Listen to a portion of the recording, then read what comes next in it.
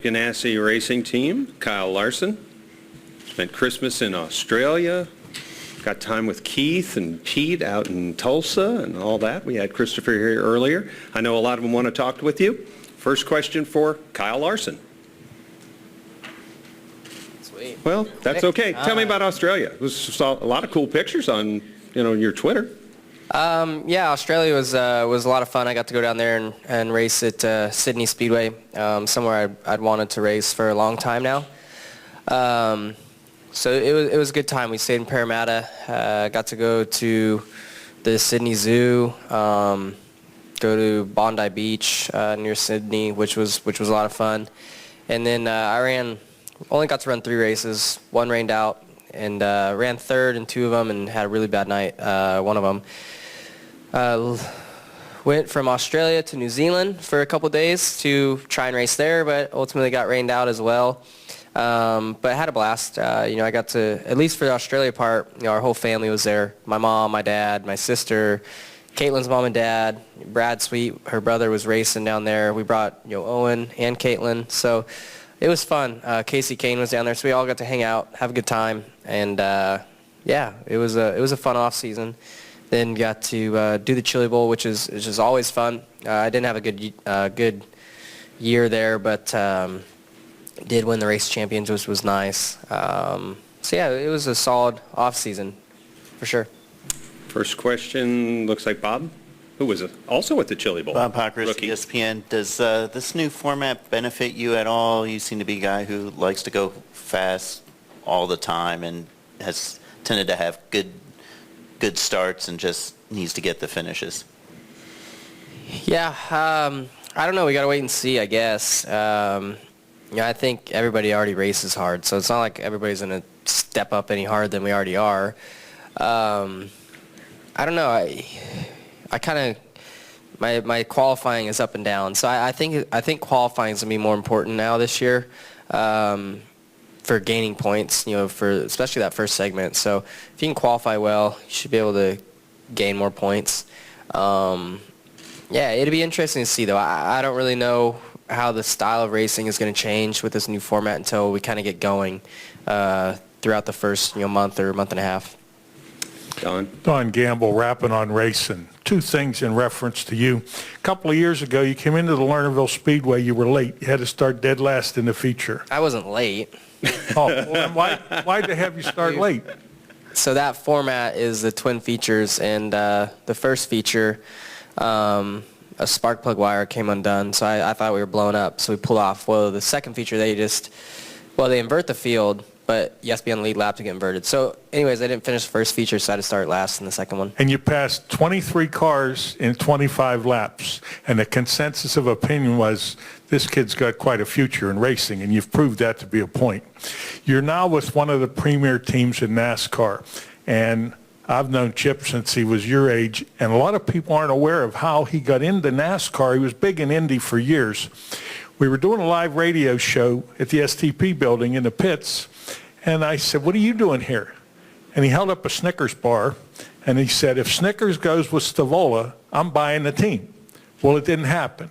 So he took a couple of years off, and I saw him again. He said, "I think I'm going to buy another team." I said, "Which one?" He said, "Well, Felix and I are friends. We're walking through the pits, and he wants to cut back." So he bought Felix's team. Felix is still involved, and look what it's morphed into now. You're with a premier team, very successful and a bright future, and it all started with a candy bar. I didn't know that, but wow, that's really I'll have to ask him about that. No, that's really cool, and yeah, I love racing for Chip and Felix and Rob. All 3 of them together are great owners, and they make great race teams. So have enjoyed my career so far with them, and hopefully with them for a long time to come. Wolfgang. Kyle, Wolfgang Monzi, Orange Press Agents. You just mentioned you were in Australia and New Zealand. Personal question, you're driving on the wrong side of the street with the steering wheel on the wrong side of the car. Did you have troubles with that when you hired cars up there? No, honestly not. Even I think back to the first year I went to New Zealand, I was nervous and whatever, but honestly, once you do it, it just feels naturally, you're just kind of on the opposite side of the road. All the things kind of work the same, just backwards. So, the first year I went to New Zealand, I spent like 17 days there, and the last day I was there, I made a mistake and was driving on the wrong side of the road. But it's fine though. It's pretty easy. Like my dad wouldn't drive at all in Australia because he was intimidated. But like I said, it's easy. There you go. I don't know how you feel about driving on the left side of the road, if it's the same, but or left side of the car. But yeah, it's easy. No, I'm automatic, man. I couldn't do that. I struggle enough shifting the right way, but I couldn't imagine going first, second, and pulling to third and fourth. Lewis. Well, while the wheels have fallen off now, Louis Frank Reuters on your left. So when you were in Sydney, did you try the Moreton Bay bugs? So who? It's seafood. It's like lobster. Oh, no, I hate seafood, so I didn't eat it. I know, right? Asian doesn't like seafood. That's weird, but no.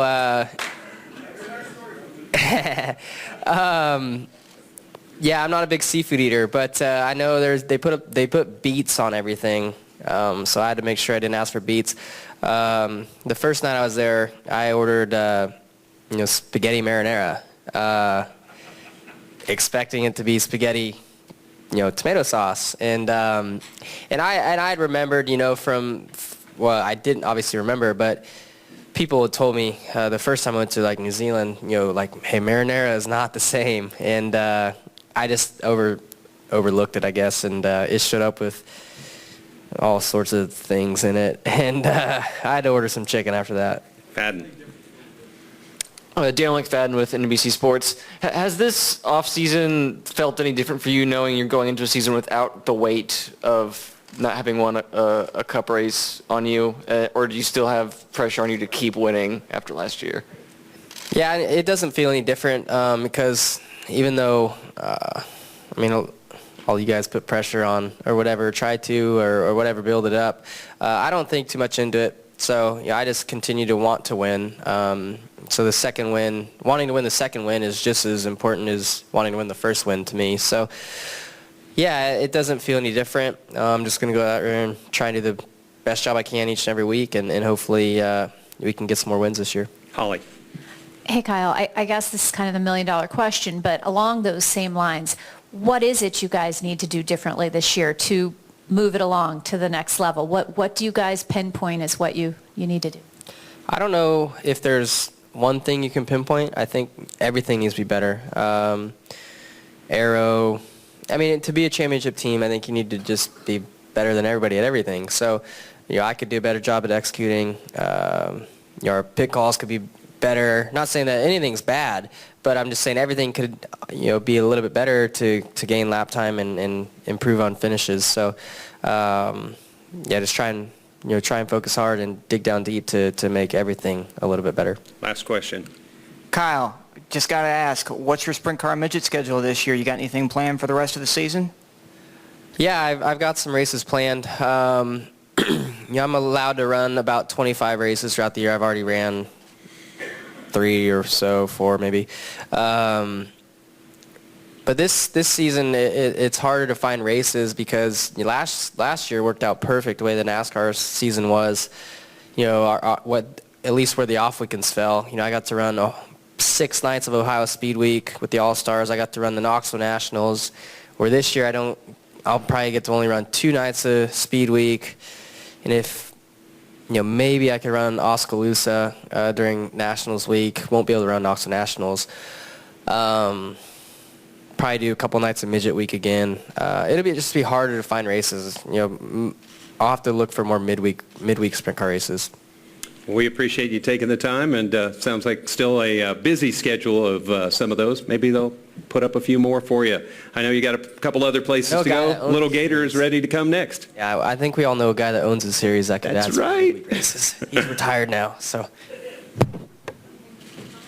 Branch Chevrolet, nice to see you. Hello. Question to start out for Justin Allgaier. Get McFadden, and then we'll go to Jacob. Dan McFadden with NBC Sports. This year, you're reunited with Michael Annett, who you spent 2 years with at H. Scott Motorsports. How important will the chemistry you developed during those 2 years be to helping your programs this season at JR Motorsports? Well, I think it's really cool this year. You know, we've got an interesting dynamic at Junior Motorsports. Obviously, the end of the season last year, we had both of our full-time teams in the playoffs. You know, so going into this year, I was obviously looking really forward to working with Elliott again. We worked really well together. Michael and I worked great together when we were at H. Scott. We've kind of run through our NASCAR careers together. We've kind of traveled up through the ranks and now back to the Xfinity Series on a pretty similar schedule. So we get along really well. We've got a lot of the same thought processes. We've gone through a lot of the same trials, you know, that we had on the Cup side. That all being said, you know, we've also added William Byron, which, for as short as his resume is, it's extremely well packed, and you know, he's very well versed in being up front and winning races. So we've got 4 teams that I feel like are capable of going out each and every week and winning races. I feel like all 4 of us are going to work really well together, and you know, if you tell me that all 4 of us make the playoffs at the end of the year, it wouldn't surprise me. I feel like we got 4 teams that are capable of doing that. So, you know, from my standpoint, I'm excited to have Michael back as a teammate. I'm excited to get William on as a teammate, and obviously, like I said, I'm happy to have Elliott as an existing teammate. I mean, we really gelled together at the end of the year last year really well, and I think that dynamic of our team can do that again. Jacob Seelman, Performance Motorsports Network. Justin, kind of following directly on from what Daniel was just saying and how you answered him, the 4 full-time teams this year, that's something JRM has never had, and you referenced what Michael and William both bring to the table, but as an organization, how does the extra information, the different dynamics between the 4 of you, how does that all help to elevate JRM as a team? And, you know, maybe what have you even noticed during this off season different compared to the way it was this past year? Well, I think from one aspect of that, I think the more cars you have, the more knowledge, the more information you're going to have. We have 4 great crew chiefs. We have 4 great team of crew members that work on each car. We've got a shop full of guys that are as excited and as motivated as anybody I've ever seen. So you tie all those together, you say, okay, if they're one driver or multiple drivers, we've already got a great base, right? And then you add 4 drivers that are hungry to go out there and win races and win a championship. I think that's going to be awesome. Now, I will say I've watched teams grow larger than they should at too rapid of a pace, and it can be more detrimental than it can be helpful. But with the resources that we've had, we've run 3 cars full-time, albeit not with the same driver in the 3rd car, but we've run 3 full-time and been successful. I mean, the 88 won races last year, just the same as the 1, and we tied for a couple of them as far as I'm concerned. We were close enough to go down to the camera at the end, and so, you know, you look at that and say, okay, we ran 3 well. I don't think 4 is that much of a departure from that. You know, we ran 4 cars a couple of times last year, and it worked. And you know, I think Dale and Kelly Earnhardt Miller and Mr. Hendrick and everybody that's involved with Junior Motorsports, I think everybody's on board to help it grow. And if we can grow at the rate we did last year and keep going with it, I think the sky's the limit, man. I really think between Chevrolet and the resources that we have and just the amount of effort that's being put into it, I know everybody always comes in and says they're excited about the next year, but I am really honestly extremely happy with the progress that Junior Motorsports has made in the offseason and looking forward to having 4 cars full-time and a 5th part-time this year. Tyler Burnett, Motor Racing Network. I asked Brennan Poole a similar question this week, but the last time we went to Daytona, it was a bit of a frustrating finish for you. Do you still have a bad taste in your mouth from that finish, and are you looking forward, knowing that you ran so well, getting back to there? Well, the optimism side of me says that we finished 2nd, so it ought to be a good day, right? The pessimistic side of me says, man, we finished 2nd, but we were so close to winning the race. You know, I think for all of us, Daytona, Talladega, they're so much fun. I mean, they're crazy exciting races. I think the addition to the rules this year, the enhancements, I think that's going to make the races more interesting in the fact that Now, not only are we going to have a battle to get to the last lap, we're going to have a battle 3 times throughout the course of the race to get to that front spot. You know, the other part of it is the plate racetracks have been good for junior motorsports as a whole. They've been good for Dale Jr. You know, we've got some things that, you know, as we run, I feel really confident in our restrictor plate program. I've got a great spotter. You know, TJ Majors does Dale stuff on Sundays. He spots for me on the Xfinity Series races. So I feel like we've got all the pieces of the puzzle. Am I disappointed they ended the way they did? Yeah. But at the same time, I can say there have been plenty of races I would have loved to have been in the top 5 and couldn't even see it. So even though I'm disappointed, I think we got as good a shot as anybody going to Daytona and have a chance to win. You've gotten to race with your sponsor, Rick Brandt, a couple of times. Did you go anywhere over the off-season racing in South America any this year? I did. Yeah, I got to go to Brazil and drive the Brandt Professional Agriculture car down there. It was there's Miguel Paludo, former NASCAR driver, runs in the Porsche Brazil GT3 Cup. So we got to go down there and do some endurance races with him. We actually won the championship, the last race that we were there. So as the Endurance Series Championship went, we won the overall title and got to celebrate a Brazilian style, which I will say the Victory Lane celebration was pretty awesome. And it reminded me a lot of the championship banquet or the championship celebration on the front straightaway at Homestead. So I'd be okay with that. I think we could. I think we could manage the celebration at Homestead this year. So you practiced up. Chris Knight. Chris Knight, catchfence.com. Speaking of Miguel Paludo, he was around the NASCAR scene for several years, and then unfortunately things didn't iron out where he could compete in trucks, and he moved on to back home. Have you talked to him about aspirations of him maybe wanting to come back to NASCAR at some point? Yeah, he actually still lives in Mooresville. He's technically my neighbor. I think he lives about a mile from me. You know, Miguel is, first of all, if you've ever met Miguel, I mean, you know, he's a great guy. I mean, he's one of the best that was in the garage, and obviously, as you said, it didn't work out for him that he was still here running NASCAR stuff. But you know, I talked to him a lot actually, very in depth about NASCAR and what his goals were to get back to NASCAR, and you know, NASCAR is something that it's hard to walk away from. You know, to be successful and win a championship in Brazil, you know, you would say, oh, hey, you know, you're at the top. You're doing what you want to do, and his goal is to still get back. I mean, he still wants to come back and be a part of it, and it's been really cool to see the initiative. You know, Brandt is expanded into Brazil, so with Miguel's relationship with Brandt already from here in the United States, and to be able to go down there and to represent the Brandt Professional Agriculture name, I think that's been huge. It's grown a lot, and so I think that, you know, he's enjoyed that success, but at the same time, I think he still would aspire to get back here and do some stuff in NASCAR. Clear up where you were at 2:30 or where you came from that you've been up since then.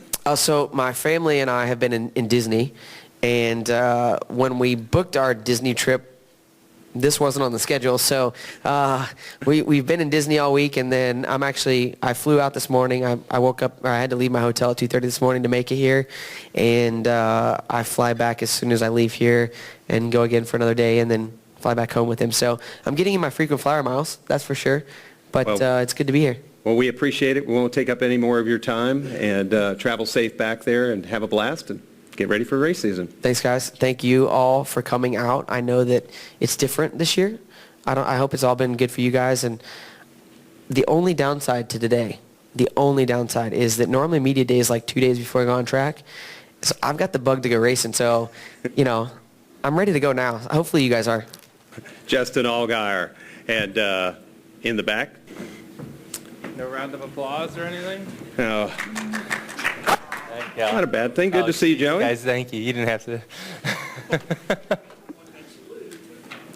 Start out with a first question, Don.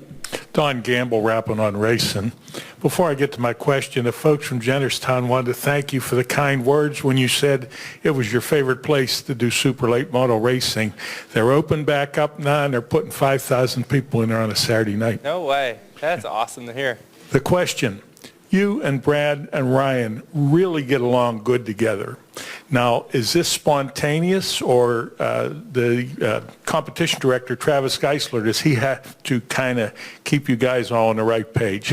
That chemistry is amazing. When and how did that all come about? Yeah, I think really the three of us have a lot in common, and we just naturally get along. I think we all kind of get the big picture. And I think that's hard to find a lot of times when you get teammates that all, see the big picture together and understand what we're there to do. Yes, we all want to win, right? Each one of us wants to win the race and have the trophies and all that. But we also realize that if we don't work together, none of us are going to raise the trophies up. So, I think everyone at Team Penske sees that, drivers included. You might see some of that throughout the teams, but maybe the drivers don't see it that way. But I think we've showed it a lot, especially super speedway racing, on the way we're able to work together and get ourselves up front and ultimately win races. And I think it's important. Brad and I I feel like we've grown into a great friendship at this point. We talk about a lot of things outside of racing, and I think that's valuable. I do the same thing with my crew chief, Todd, and I think those relationships are very valuable when it becomes something more than a business relationship, and it's easier to talk things out and things like that. And I think it's hard to have that, but I think it is very important. Yes. Jordan Bianchi, SB Nation. Joey, you're a driver, let's be honest. You've received your fair share of boos during driver introductions and stuff. Is that just a casual observation? Regardless, you hear that. Does it bother you? How do you compartmentalize that? Do you just move on? Do you have any reaction to that? I secretly love it. Don't tell nobody. In all honesty, you obviously would rather be loved than hated, but I'd rather him say something than nothing. So, in all honesty, Martinsville is the racetrack that I think they dislike me the most. I can tell usually by the pickup truck ride, I can count as many birds as I get. And all I think of is, man, how cool would it be to win there and just do a big burnout? Yeah. You know what I mean? Like, that would be the coolest, right? So that's the motivation to me. I do like that people like me and my fans that support me as a person and as a race car driver, and I feel like they've gotten to know me and know my personality and who I am and what I stand for. But I also respect that some people don't, and that's okay. I am who I am. I'm not going to change anything. And I appreciate the passion that our fans have. Love it or hate it, love or hate me, they have passion. And I think that's very important in sports. You see that in football. You see it in baseball, basketball. You have a team you like, and then you have a few teams you really dislike. That's part of it, and I think that's good. It's healthy for a sport. So to answer your question, as long as they're making noise. Kenny Bruce. Kenny Bruce with NASCAR.com. Joey, have you noticed any difference at all now that Stewart-Haas Racing's under the Ford banner, and also what do you expect them to bring to the Ford program that can ultimately benefit Team Penske? Well, there's definitely a lot of different avenues that we can work together, for sure. It's always an interesting relationship, right, because we still got to race each other, but we also want to see how we can both grow and make Ford a powerhouse manufacturer and get them a manufacturing championship and ultimately both of us win more races. That's the ultimate goal. I think teaming up with Stewart-Haas Racing is a smart move. It's an impressive move by Ford. It shows their commitment to what they're trying to do and their investment in our sport. I think there is a lot of different avenues that we can all work together, and we've talked about a lot of different things. There's been communication, and some things are already on their way. So, it'll be interesting to kind of see how that relationship grows over the next few years and kind of see how that all works out. But so far, it's so good. I think, as far as the drivers over there, I get along with them. Kevin and I usually see each other on super speedways quite a bit, and we end up helping each other just randomly. So I think that relationship has grown a lot. So I really think that, it's a good move. It's like I said, an impressive move for Ford to do that. And I look forward to seeing what they can bring this year. Barry. Communication between SHR and Team Penske or SHR Ford? Both. I think it's some directly, and then there's obviously some probably within Ford, trying to, obviously Ford wants us all to work together as much as we can, but like I said, we still have to race each other, so there's that line there that we can trade out some assets. Barry. Barry, Richmond Piedmont Broadcasting Corporation, WAKG. I know Brad Keselowski was part of that group on Monday night that talked about the change in format for all three top touring divisions. Was there a conversation that he had with you on that? And then secondly, since you brought up Martinsville, and that's where we're based, night racing at Martinsville this year. So 2 questions. Yeah, to answer your first part, I was involved in the meetings, and it was pretty cool to be a part of it. The first one was in Las Vegas, and when we were out there for the banquet, and it was a very impressive group. You had a select number of drivers and TV from NBC and Fox, the commentators. You had NASCAR with very open ears to hearing any options. You throw it out there. It's an open discussion, and then you had team principals there as well. So it was quite the conversation to get things going, and ideas were all over the place, and things were everywhere, and you kind of leave there with, well, we got ideas but no real direction. And as these meetings kept moving on forward to each one, and you could start kind of honing in on what this is going to be, I got more and more excited about it. I know it's going to be the right thing for the sport. It is, it's what the sport needs, right? We're going to, every lap just became way more important. Every race became way more important. And that's good for the whole sport. Right? If you're a race fan and you're going to the Martinsville Spring Race and your driver already won a race before that, then he's not really racing for anything. He's thinking about the chase in the fall there. Well, now there's something to watch that race for, and there's something for him to race for. So I think the way this whole format is structured is for a reason. And it's for a reason for everyone to race hard and put on a great race for our fans. Makes us feel like we're racing for something as drivers and as teams. So I don't see anything but good things coming out of this. So I'm thoroughly really excited about what's coming up for this sport with this change. And along with the aero changes for this year, I think that's kind of got lost in the shuffle with all this. But those aero changes are going to be a big deal as well. So there's a lot of stories going into this season. And to your second part of the question, Martinsville night race. Sweet. I'm good with that. That sounds like fun. Short track racing under the lights is hard to beat. I don't know if that's what we're doing. Are we doing that? I haven't heard that. I know they have lights, so they're racing something under the lights there. I don't know what it is. Yeah, it looks like late models. Huh? Late model race? Yeah. Oh, okay, cool. We'll go to Hill, and we'll hope to go to Tyler. Yeah, Hill Overton, WIXC Radio. Joey, given that you had a championship caliber car and team each of the last 2 seasons, in my opinion, you could have won a championship either of those years easily. But going into this year with a new format, the points paying situation during the first 2 segments, does this play to your advantage, or would you rather see it remain like it was? It plays to the person's advantage that takes the opportunity that's ahead of them. There's a lot of opportunity when there's change. Brad says that's the best.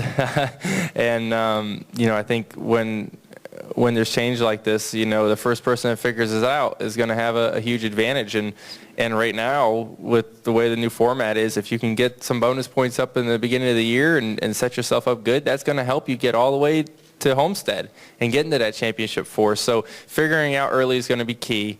For me, I have one gear, man. It's wide open. So it doesn't really change the way I race as a driver, but as a team and how Todd's going to have to call these races is obviously going to be different. And that's going to be interesting to see how that evolves throughout all the races and throughout the season and what everyone's trying to do. That's what's going to be very interesting, and it will affect some drivers as well to where they're going to be racing with more intensity and making more risks. And I think it's all puts on for a better race, in my opinion.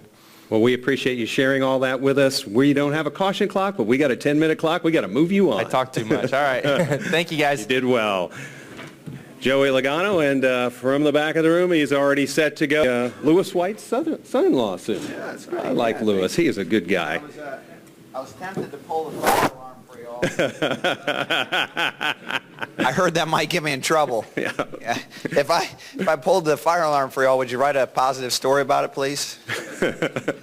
I did it for the people. But go ahead. First question for Brad Keselowski. Where's my mics? They're right there, Jordan. Jordan Bianchi, SBNation.com. Brad, you're part of Ford's new developmental program for the young drivers. Are you modeling that? Are you taking any things from what Toyota's done? Is that kind of the impetus behind that? Well, I think you look at the Ford driver lineup, and there's certain aspects to where having a development team can be very helpful, and I think Ford sees that. And so we're excited to help them. We've already had a program that could facilitate those needs, and it just seemed like a real natural fit for everybody. So I think there's a lot of excitement towards it. I don't know if I would say it's modeled after any program, because I don't know if there's a program that exists like it. Toyota certainly has some things that they're doing for sure, and they've done an incredible job. They're bringing in waves of talent. But this sport, it's tough on people. It's tough on drivers. It's tough on crew members. Hell, it's tough on you guys. It's grueling, and so. I think we're seeing a lot of turnover, and we're going to see a lot of turnover the next few years. There's nothing wrong with being prepared. And I think Ford making the move they're making with the driver program really positions them in a key and strategic way in case that wave hits them. Tyler Burnett, Motor Racing Network. Brad, with the new race format enhancements, what would you say was the greatest debate or discussion going in when deciding the new rules? Greatest debate or discussion was probably about, well, I don't know. There's a bunch of them, but I can only answer for myself. Probably the greatest debate was on the whole playoff points situation and what should carry over and how long it should carry over. I felt very strongly that we needed to have the ability to connect the regular season to the postseason. So that you didn't see teams win early in the season and kind of get into test mode. But trying to figure out how to do that in a way that wasn't overwhelming but still effective was certainly a pretty strong point of conversation.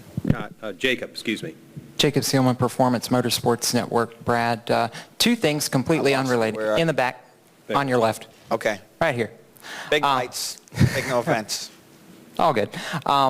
Two things, both completely unrelated. First part, kind of following on from what Tyler asked you, how much of the format changes that we saw announced on Monday were things that you personally pushed for? And then I wanted to ask Joey this and didn't get to. Okay. Last year being Rogers' 50th anniversary season, have you got a particular Rogers story that maybe we didn't get to see during the course of the year?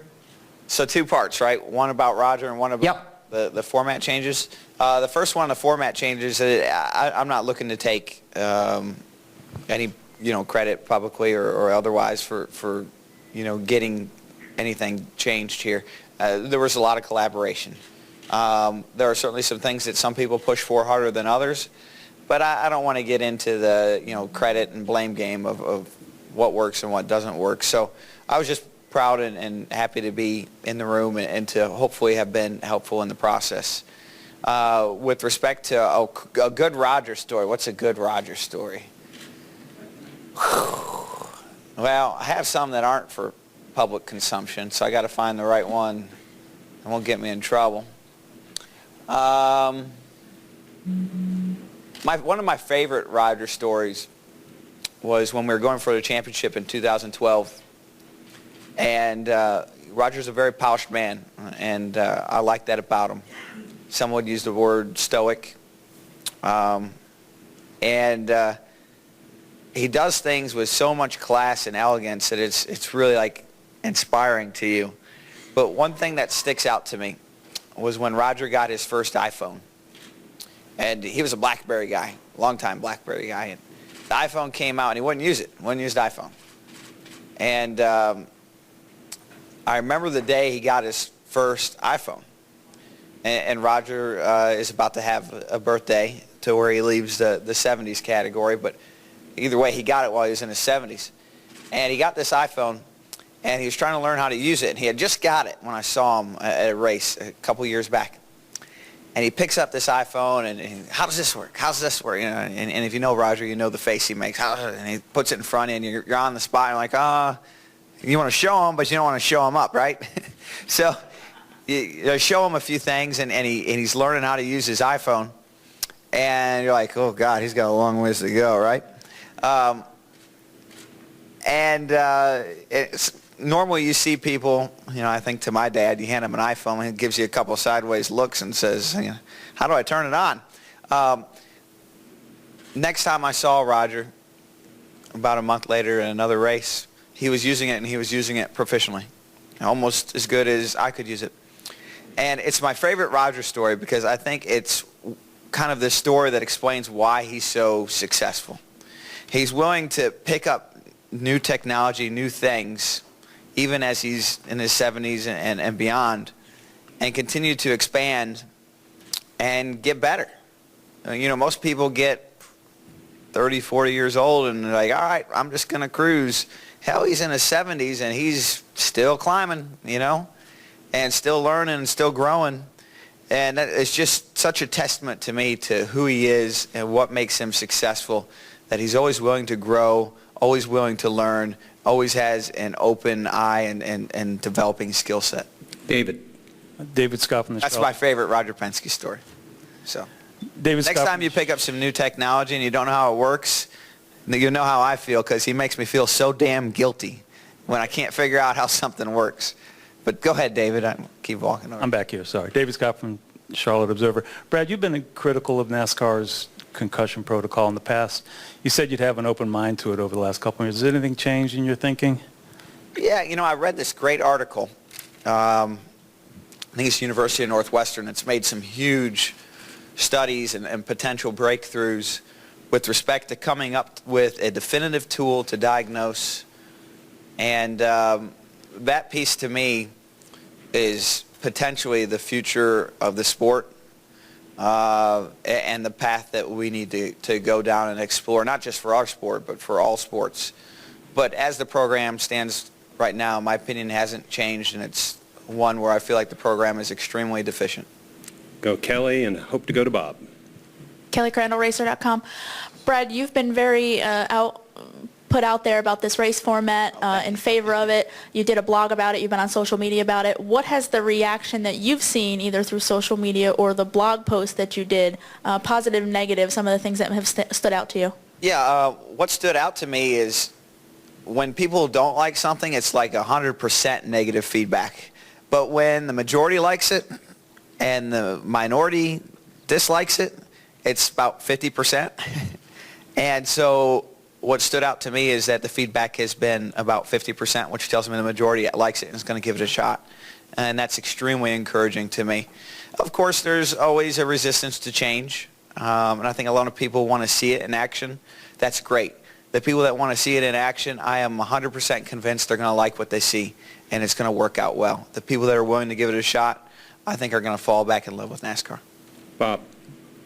Bob Hockers, ESPN. At the end of Homestead last year, you said that the format kind of forces you to risk everything.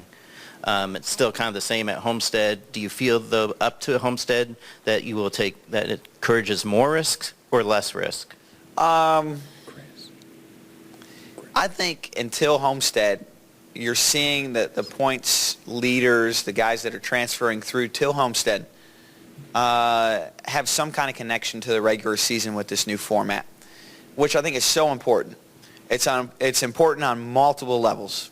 It's important from the team side and the driver's side because it keeps us honest. It keeps us pushing. It keeps us from taking races, not necessarily off, but races that we would have looked at before and said, let's save our best car, that race isn't important. The propensity to do that is going to go down. As drivers, I think what you're going to see is a desire and maybe more of an anger factor when things don't go your way in the regular season that didn't exist. And I think back to an example being, you know, Kyle and Carl at Richmond with the bump and run, which is really one of the biggest moves in our sport. It's really what NASCAR racing was built on. and it really didn't do anything. It didn't make a big splash, didn't make a big headline, because it had no connection to the end. It had no connection to the pathway to Homestead. And so what I see now is this connection being refostered from the regular season to the postseason, which is so critical to driving the emotions of the drivers to have a connection. And that emotion doesn't stop there. I think that emotion carries over to its fans.